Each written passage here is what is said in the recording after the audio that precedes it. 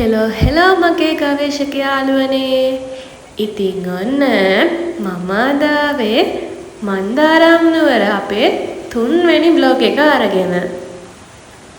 ඉතින් කලින් බ්ලොග් එකේ මම අපි මන්දාරම් නුවර නැවතිලා හිටපු නවාතැන ගැනයි අපි බලන්න ගිය ලස්සන view point එකක් ගැනයි විස්තර අරන් ආවනේ.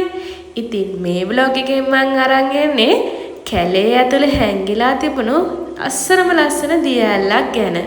ඉතින් මේ ගස් ගල් පල්ලම් කඳු නැගගෙන අපි එන්නේ දිය ඇල්ල බලන්න තමයි.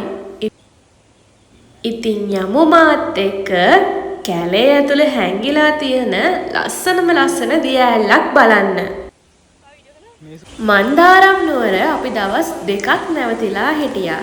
මගේ කලින් බ්ලොග් එකේ මං අරන් ආවා අපි නැවතිලා හිටියේ කොහෙද කියලා.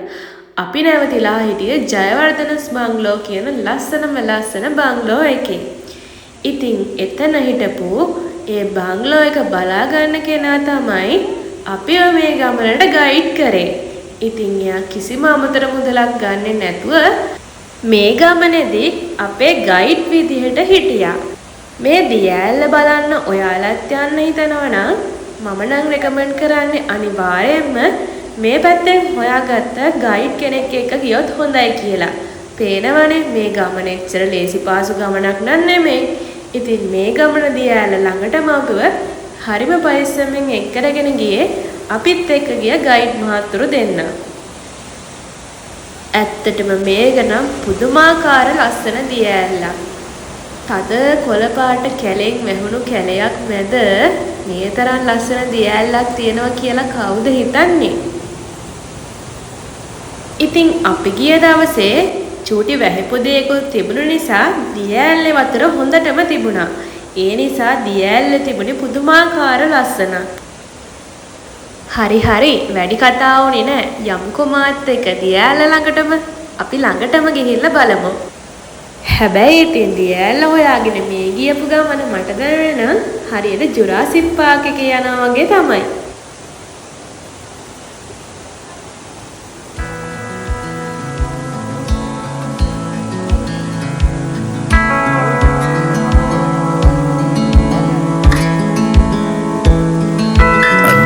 Thought I'd fly over my own state.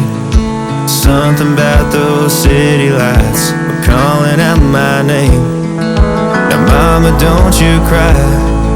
You know there'll come a day where I come visit you at home. And if I never stay, the same old now welcome sign with population getting by. Crossing that county line brings back the good old days, with the same old station on the side of that homegrown two-lane paradise. Watching that midnight sky you don't see in LA. This big world will always change, but the small town will stay the same.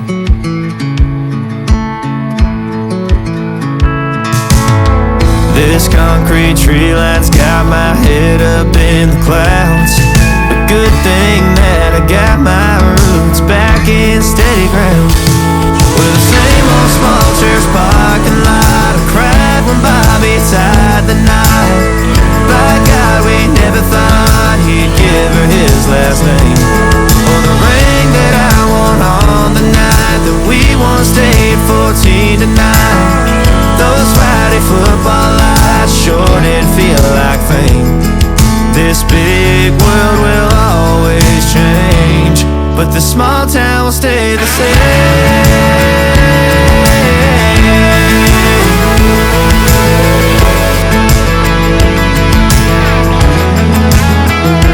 Fuck these freeways, led to freedom. Thought I'd leave and find my way, but when this big map tide breaks me down, I go back to the place where the same old damn welcome sign with population getting by. Crossing that county line brings back the good old days. The same old station on the side of that homegrown two-lane paradise. Watching that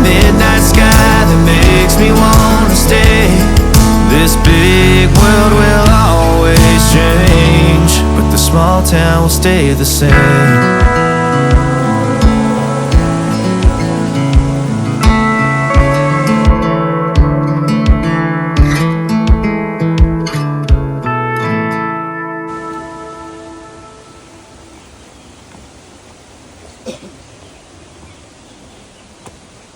ඒ ලස්සන දිය ඇල්ල බලලා අපි යන්න පිටත් වුණා. ඉතින් අපි මන්දාරම් නුවර හිටපු දවස් දෙකේ අපි මන්දාරම් නුවර තියෙන ගොඩාක් තැන් වලට මෙන්න මේ ගයිඩ් මහතුරු දෙන්න අපිව කරගෙන ගියා. ඒ නිසා අපිට තැන් ගොඩාක් පොඩි වෙලාවකින් බලා ගන්න පුළුවන් වුණා. අපිට මේ ගමනේදී අපේ පෞද්ගලික වාහන පාවිච්චි කරන්න බැරි වුණා. මොකද මේ ගමනේදී මේ සංචාරක ස්ථාන වලට යන්න තියෙන පාරවල් අපේ පෞද්ගලික වාහන වලින් යන්න පුළුවන් තරම් සුදුසු මට්ටමක තිබුණේ නැහැ. ඒ නිසා අපි මේ ගමනට අපේ සංචාරක බංගලෝ එකේ හිටපු මහත්මයාට කතා කරලා සෆාරි ජීප් රථයක් සූදානම් කරගත්තා. ඉතින් මේ සෆාරි ජීප් එකට අපෙන් රුපියල් 18000ක් ගත්තා. ඒ ගානට නම් මේ ගමන කිසිම පාඩුවක් නැහැ. මොකද අපිව මුළු මන්දාරම් නුවර වටේම එයා එක් කරගෙන ගියා. ඒ එක් කරගෙන ගියා විතරක් නෙමෙයි.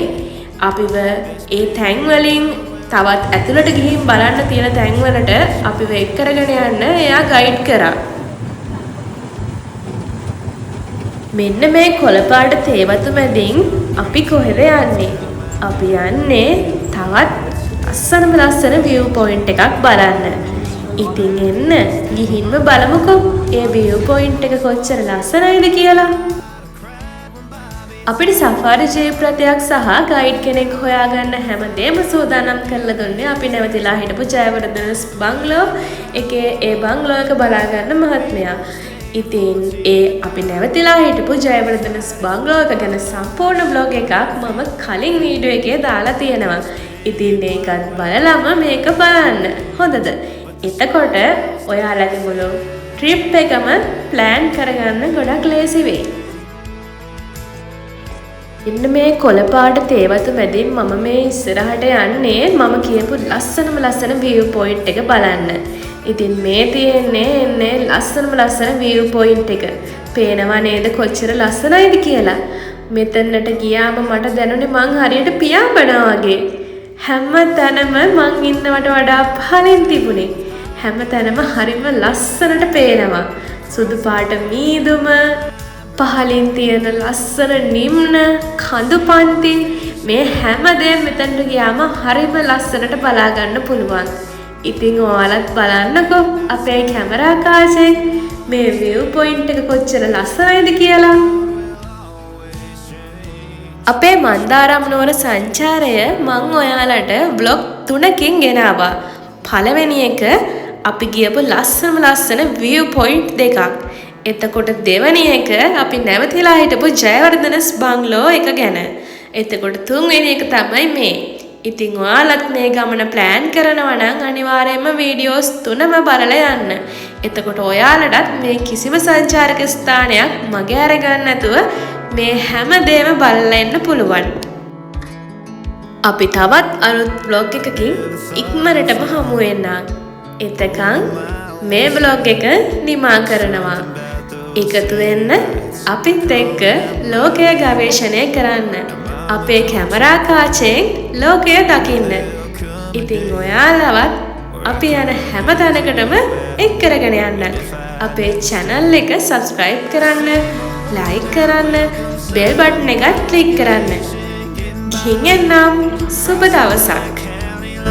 Brings back the good old days with the same old station on the side of that homegrown two-lane paradise. Watching that midnight sky you don't see in LA. This big world will always change, but the small town will stay the same.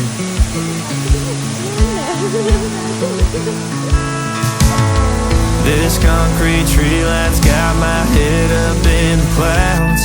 A good thing that I got my roots back in